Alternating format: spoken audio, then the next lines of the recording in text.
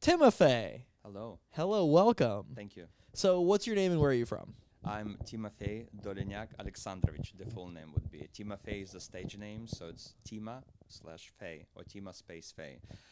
I'm Ukrainian. Moved here in 1998. First city was first. Well, I immigrated into Chicago.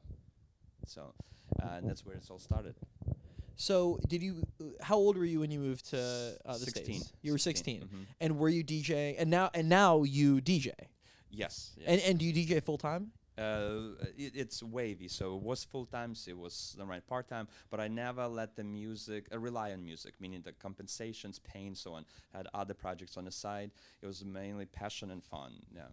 And when did you start DJing? Because I have to say, I mean, I bring a lot of people in here, and everybody, throws down. But you sounded very unique. You sounded like you. Well, thank you. Which is something that I think is so important. I think it's extremely important for DJs to have a sound, and you definitely have your own sound. Well, thank you very much. I was getting ready. I did a lot of my homework. I was preparing to make sure that I impress you, which is I did. Thank you very much. I was like, what am I going to play? I mean, I have so much music, and I'm like, I'll just do. I never did my own music, or like whatever I worked in. And this will be a good, nice business card, kind of into the Tampa Bay industry. I thought it will be a nice, smart decision to do. So I played all the music that I. Yeah, remember when you moved to Tampa? About oh my god, everything like blends in. I would no longer than a year, so about Okay. 8, 9 months or something like that now. So I want to hear about your musical history. Hmm. So I know that you've been DJing and producing music for a while. What would you consider the start of your musical journey? I would say when I fell in love with Prodigy. So the Prodigy, it's like electropunk band from uh, Essex, Great Britain. So I don't know if you ever listened to them or know that Firestarter, Breeds, Make My Bitch Up. All I those don't know songs. No? Prodigy, no. Okay, so they were revolutionary, kind of like the a rave scene. So actually, the song "Hit Charlie" was one of the first rave tracks that it's kind of in the overseas in the communities and rave scenes made it. It was the anthem. And made it more popular and so on. So Around what year? So 80s, the 80s, and uh-huh. so the band name is Prodigy, That Prodigy, yeah. or is it one guy? No. Well, it's behind the scene is Liam Howlett, so he's a producer. He's one guy, but this was originally four guys, then three, and now there's two. So there's like vocalists, dancers, and Liam is the one who's main producer. And what did you say that anthem was called? What's the song called? Charlie. The song is called Charlie. Charlie, yeah. Okay. I love finding Uh-huh. old classics. Okay. Like a song from the 90s that just with some sort of like driving bass that you just know people were raging to Yeah. back in the day. I love finding those songs because I mean, not all music is timeless. Yes. But timeless music is special. Yes, exactly. And that's what in production, that's what, like you said, my set was a little bit original, kind of like me. And every time in music, I try to be, no, not to follow trends and certain outlets that it's a lot of people do something from here and some kind of tied up that project. And it shows that it sounds so original. Thank you. So yeah, Yes. original music. So Say it again, original music. How did you say it? what like timeless Timeless music music is special. is special. Yeah, I Okay. mean, what Well sometimes a song just resonates. Yeah. Like, you know what? Like, and this might be kind of mainstream, and I'm sorry if it's kind of mainstream, people. I try to stay away from the mainstream stuff, but you know the song "Losing It" by Fisher. You lose it. Yes. I mean, yeah, it's a big hit. Losing it, Yeah, bwah, that yes, song. yes, Yeah. yeah.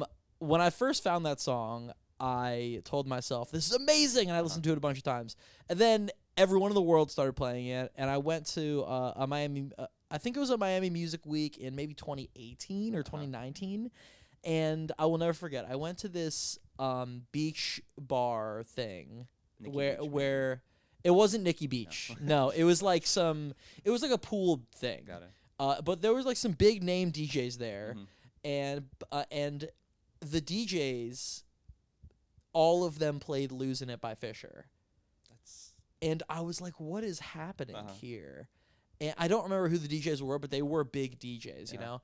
And that was when I was like, "I don't want to hear "Losing It" anymore." But honestly, within the last year, like whenever I'm like just in my car and I want to hear some really hype tech house, I'll put on Losing It. It's so Yeah, good. no, It's he's so good, and that's really what I mean by timeless music. You know, that mm, song will be around forever. yes. And like you know, when you hear a Fisher song, like you can really hear Chris Lake's production. I'm kidding. I'm kidding. I'm kidding. But I But want to say that two you of know, them, you kind of look like Chris Lake.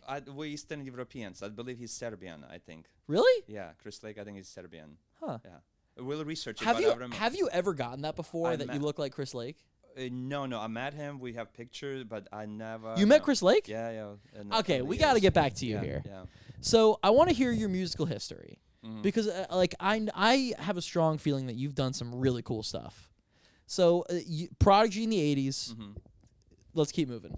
Thank you, thank you. Yes, Prodigy. I mean, all the genre, all that breaks, all that electro. I mean, Chemical Brothers. I mean, then you have Paul Oakenfold, the early years of Tiesto. But Paul Oakenfold is really the first one who brought that electronic music to Ibiza, you know, to the island, and so on, and overseas here. So that like progressive house, trancier house, house tech, and so on. Is Paul Oakenfold the producer who that movie is about? Swordfish? Oh no, which one? No, the All Gone. Frankie Wild. Is that what you think? All Gone Pitong, the movie. Oh, no. It's it's I think it's a German movie, and Oh no, that's different. Yeah. His name is He's bald and yeah. you know what I'm talking. Berlin, And it's it's called a the he has movie. a brother. Yeah. Yeah. I think that's the one again. So that's the only German because I know there's French about Daft Punk. There's a big movie too that was just made, and so on. But speaking of All Gone Pitong, I recommend you guys watch this movie. Okay. So, take me through it. So, while you're still living in the Ukraine, before you moved to the United States, were you listening to these like driving techno songs, these house songs, these dance music songs? Oh, music was always music to me. I was always open to everything. The one that I really liked was Prodigy. I really liked that, listening to that, dancing to those in the disco clubs or discotecas, as they call them. But I had a lot of different people around me. My mom was always too around politicals, people in the art industries and so on. So they always would bring, and it's still, I'll remind you guys again, Ukraine, 1991, there was a Soviet Union. So it's communistic regime. It's one kind of republic, let's just say. You can't import anything from the West or anything like that. So like these records would make it, even jump back in the 50s, 60s. In Soviet times, they used to burn or pirate or burn vinyls from the X-rays in medical offices. You know those pictures, the black and white X-ray. So they would record on that, and they would play those vinyls like that. And there was like in private parties and so on. Wow, really? But the music, it was hard to get international music. So, but still somehow we got it. I was listening, and it was everything from Modern Talking, ABBA, you know, and you go on. This like disco was huge, always vocal and melodical music. So that's kind of thing. Maybe why I have all this like this Euro sounds in me, in my sets and so on. So 1991, you know, you're like early teens. Yes. Are you in big like clubs? I mean, I know you're not DJing at this time, right, no. but are you like partying in big clubs at this time? No, I mean, so in Ukraine, I mean, I can only imagine how much different your yeah. upbringing must have been than mine. drinking, smoking, you're already at the age of 14. I mean, the clubs were, there's no age, there's no ID. It's called Budino Kultura, so it's like the house of culture. Every village or every city has it. So that's where all the city goes to party on Saturdays or Fridays, but Saturday was the big day. So that's what everybody would gather. Would go listen. What were some of the big clubs when you were still living there? Budina Kultura means like the house of culture. It's called the cultural house. Let's just say that. So that's like owned by the government, meaning where everyone just go and for the theater, for anything like that. So those are like facilities. I cannot compare anything here because everything is independent businesses here. And so did I move that? They told me I was Italian in my past life. I'm talking with my hands all the time. Oh yeah. But I'm Ukrainian. Yeah. So, what brought you to America? My mom. So my mom was the first one. She kind of said enough. Let's just say that of all that. And so she got money. She sold some stuff. to came here, revolutionized and changed everything. So that's how I got here. And when did you start DJing? To be technically 1999, 2000, I started a little because in America I was able to get these things. Over there it was hard to get, it was expensive, vinyls or CD players or whatever. In America, everything I got my hands on it. So from that I was technically starting. Because at home I was doing like reel to reels, like cassette tapes, So in the clubs you have to rewind it with a pencil, and so on and play. Wait, So so yeah. in the club, clubs in America. No, in Ukraine still. Okay, so But here, so that's sort of my question. Like, while you were in the Ukraine before you moved to America, were you in the clubs cranking the reels? Right. Not DJing. I was helping out the DJs. So I was like the left hand or the right hand. Do you remember his name or who you were helping out? Payalnik. Payalnik. So one of the Payalnik means like you weld something. Like the small metal parts you weld. Yeah, like a so like he a used welder. to be an engineer, but he also did. But his DJ name was Payanic. Payalnik. Yeah, that's his nickname. Yeah. Okay. And he was the guy who would just for the whole village, play. So he's the one that stands out right now in my head. But So Payanic Uh-huh. was the Ukrainian.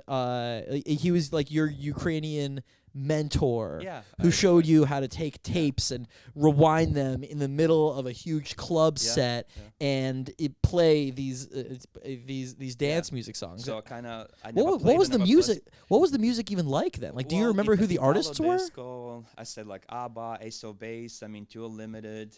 You have MC Hammer. I mean, all that's from Western. There's a lot of music coming here, but like more danceable. Right. Tech. Like that. Too Unlimited or La Bouche or Again, these are just old school names just came to my head, but it was very dancey. Few, of course, in discotheques in Ukraine was definitely slow dances a must. So the guys would go and invite the girls. So that's another thing. Like here in the nightclubs, you don't hear like a slow song playing. So the guy would come up and get the girl dancing. But I feel like the closest thing that we have to slow songs in like house music is like lo-fi house. Oh yeah. Yeah. The modern way. Like approach, minor chords house. Yeah. So what I'm hearing is you had a taste of DJing before you moved to Right. America, and Yeah. then when you moved to America in 1998, you said, you knew that you wanted to Right. dabble. I think that guy Payanik inspired me, and I'm like, okay, I love these touching things, people talking to you, just like every DJ, like. So what was your first DJ deck? Do you remember? So. Did you have turntables?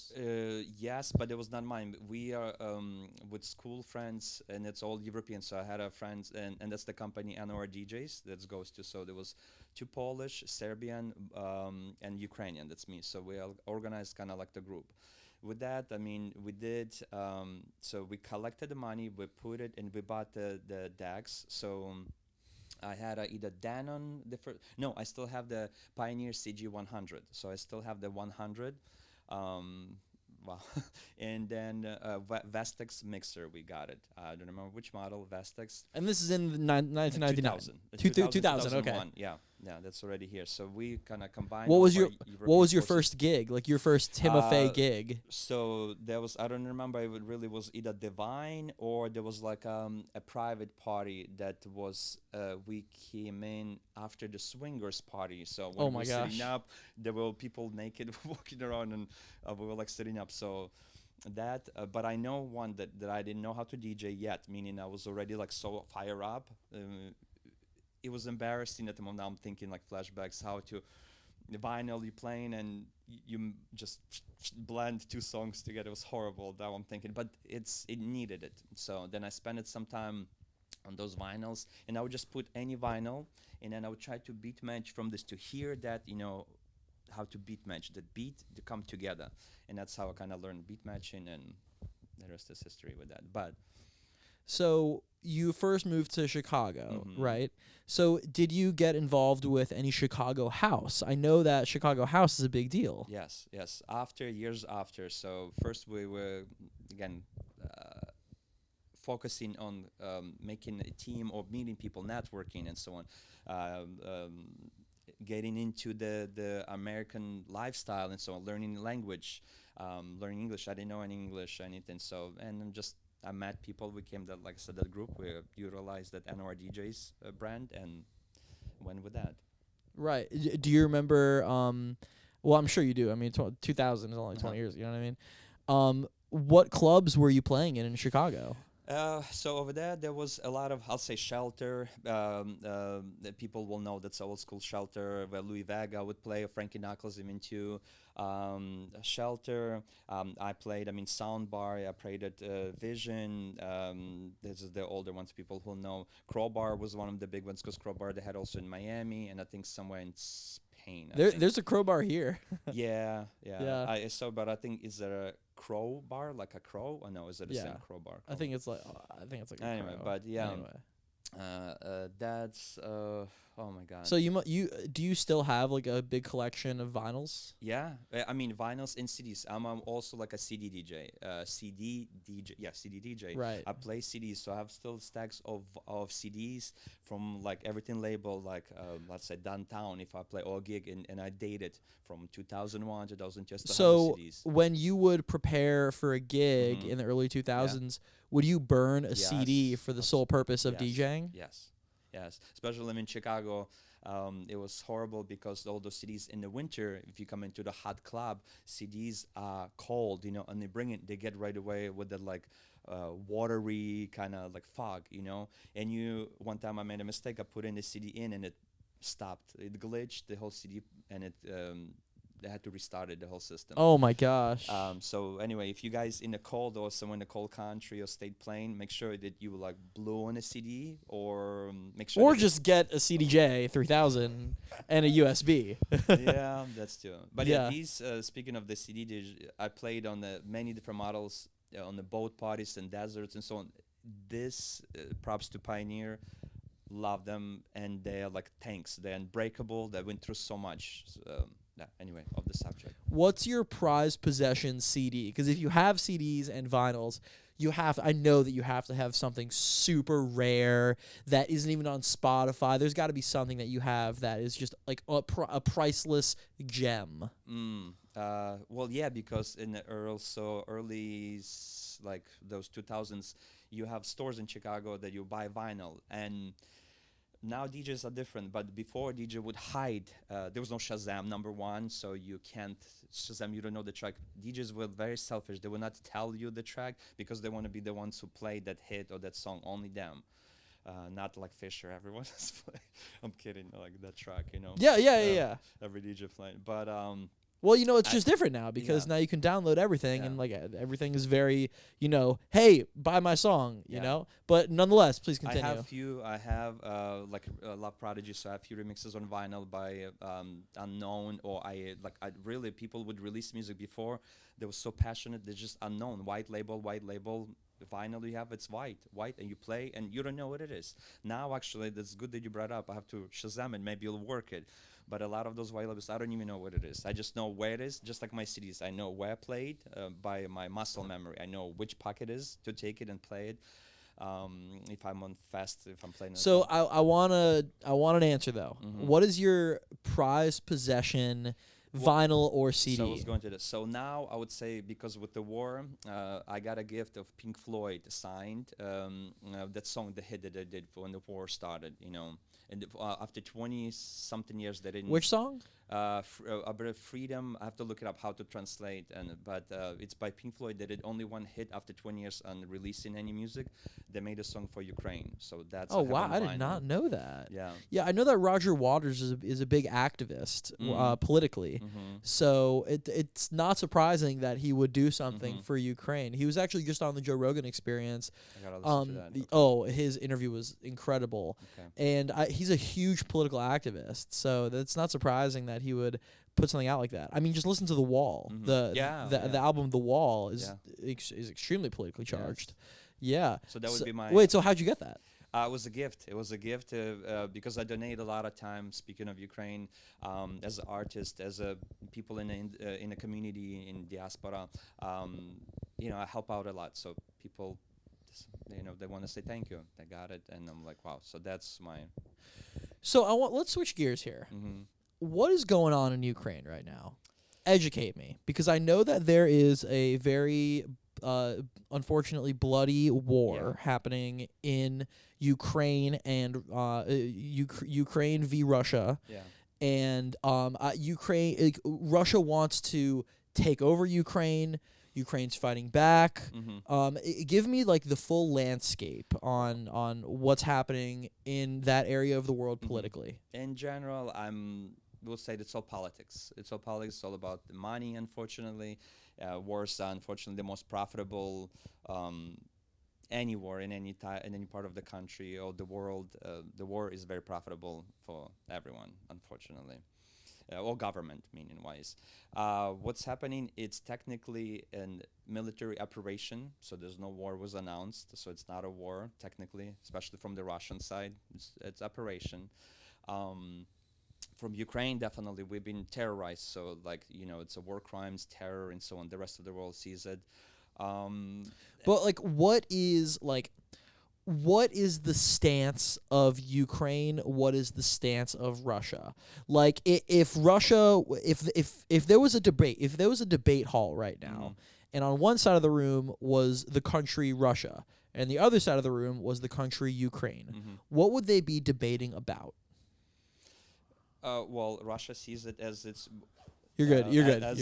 As it's Ukraine, it was a part of the Russian Republic, Russian Federation, and so on. So they just want that, like any big country, I'm sure, like China or Great Britain, that Ireland, Scotland was always set, the same situation. So it's kind of like the big brother, I guess, a big, powerful. So Russia is trying to overtake the Ukraine. From Soviet times, there's still when Ukraine was together, there's a lot of.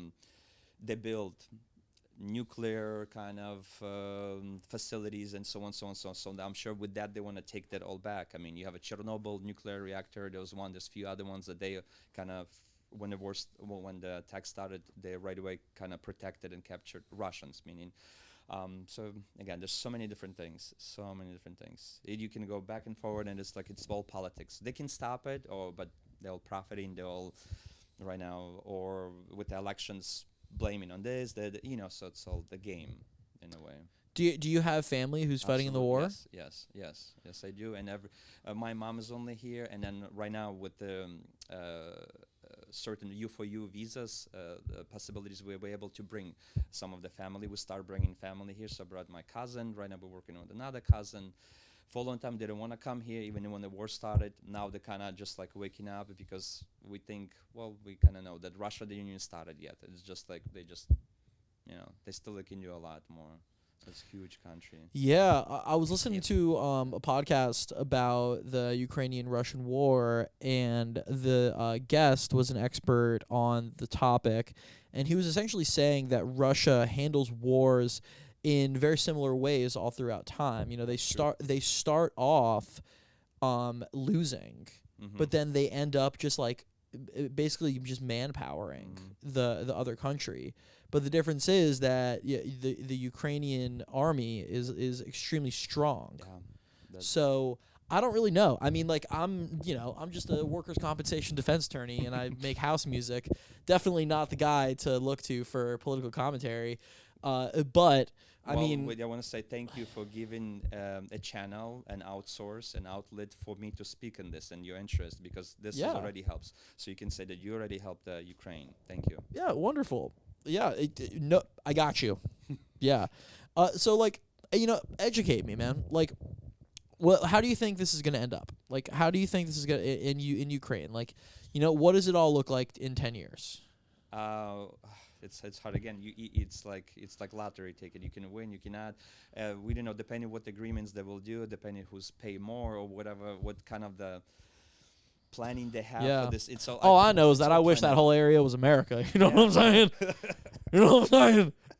I want the damn red, white, and blue over there. Right now, UK and all this. Too much damn red happening. Yeah, you want to put hands. So, we don't know, especially also with right now new currencies coming out. I don't know if you heard it. So, Brazil, it's called BRICS, I believe. Brazil, Russia, India, South Africa. Really? BRICS. Yeah. In China, BRICS, it was C for China. Yeah, so BRICS. So those are the countries. So they're all like linking up? Yeah. Look it up. But that's another scare. So who knows? Does where it's gonna Brazil have strong ties with Russia? I don't know. I don't know either. I know that whenever the United Nations were meeting, there was only like I think That one that would be a country weird. in That would be a Africa. weird B2B. Mhm. Brazil and Russia. But they're powerful too. They have. Yeah. I mean, another, and that's another topic. Yeah. But so I don't know how to answer your question because it's all up in the air. Again, the world is for Ukraine. The world is supportive. It's showing. I'll just say that simply. Good will always win or take over the bad, or will always win. Good Absolutely. will always win. Let's just say that. Yeah. Absolutely. To horse perception. It's Yeah. good. I just hope that good things happen. I just Yeah. wish that everyone would lay down arms and be friends. Mm-hmm. Sometimes I just feel like people need a good old Chris Lake set. You know. You big Wha- fan. I didn't even from your podcast. I didn't even catch it. You mentioned it, Chris, like already a few times. Well, I So you're a mean, big well, fan of- he's a big artist. I Yeah. wouldn't say he's my Yeah. favorite No. artist, but like And he has a specific sound too from all of the other people in Yeah. the industry too. Yeah. so like right now as it stands, who are some of your favorite house music artists? Oh my God! I mean, To I wanna- change the topic. Yeah, no, I want to come back to Fisher because he was one of the. I mean, Cloud Von Stroke was with the Dirty Bird before. He had a specific like a style, like a bassy, techy. Yeah. But I think Fisher with that track and a few other ones, he like revolutionized and came up with certain different his niche, his Yeah. style. So. I would say, I mean, Fisher, I mean, anyone. I mean, for the long time, Sven Veit, Ricardo Villalobos, the Sven- old guys. Sven Veit, Uh-huh. I've never heard of. I've German.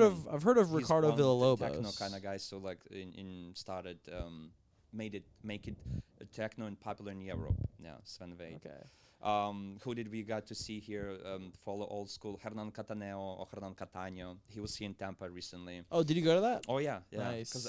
But he was playing very different from what I remember. You have John Digwood, Nick Warren. Like those are the guys that I kind of been around. Danny Howells. I mean, Deep Dish still before that fire and Sharam went separate, but Deep Dish was a fantastic, duet. So tell me about your music production Mhm. journey. When did you start producing music? I was always some of the old tracks, like I said, I played today. They with under alias NOR DJs. Like I said, we had this company platform, musical platform, so on. So we would record all that. So started from 2007. I mean, I even started even earlier from when we had the Napsters and LimeWire and so on, get new music, get those, what was it, Cool Edit Pro, Mixmeister, and those programs, and then kind of dabble on that. Okay. Started producing, mixing, and so on. But seriously, just recently, I would say 2 years ago, that I dive in with my name, with brand name Timafei, under that, and start like producing, working with the artist since I have the experience and tools and so on. So discover. I like to work with people. Meaning, talking isn't probably maybe you can see or hear. I love to discover people and find it in them. Right. And from my set, what you guys will hear it or heard it.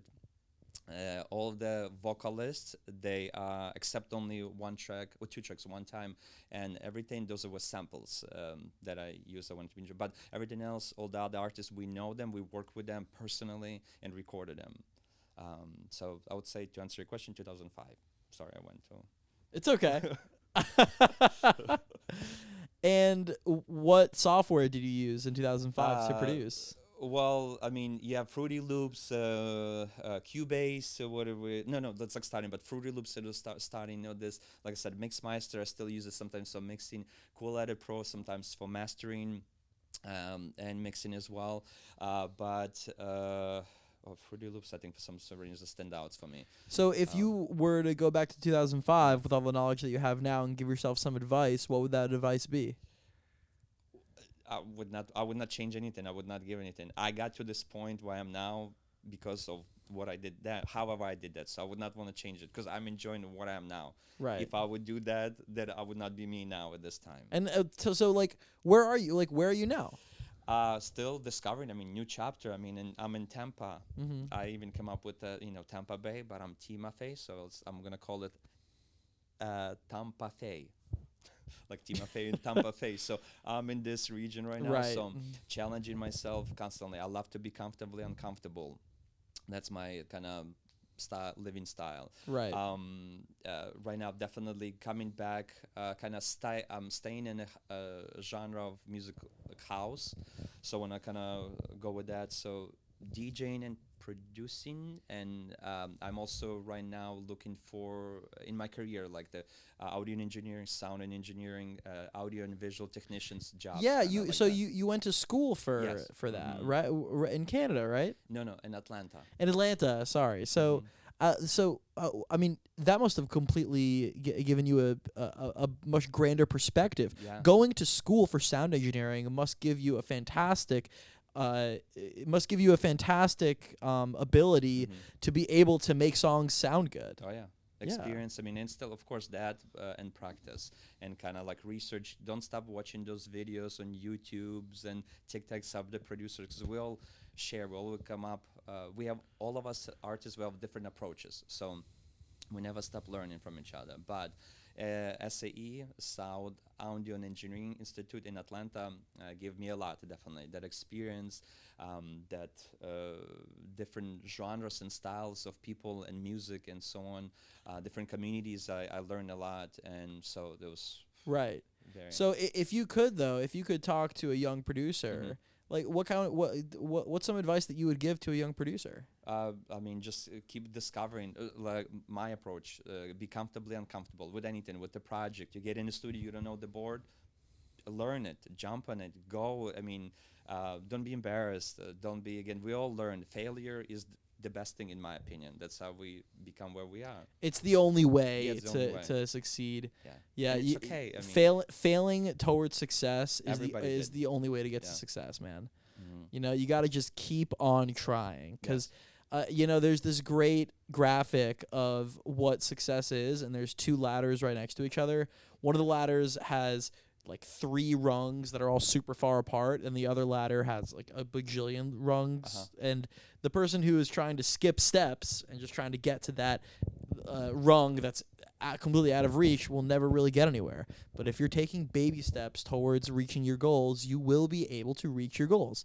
It's just about respect for time. Yeah. If you can have a good relationship with time, Mhm. you can really do anything. Mhm. The person that you were 10 years ago, his desires, her wants, his needs, whatever, that person is the person that you are today, and it's going to be the person that you are in 10 Yeah. years.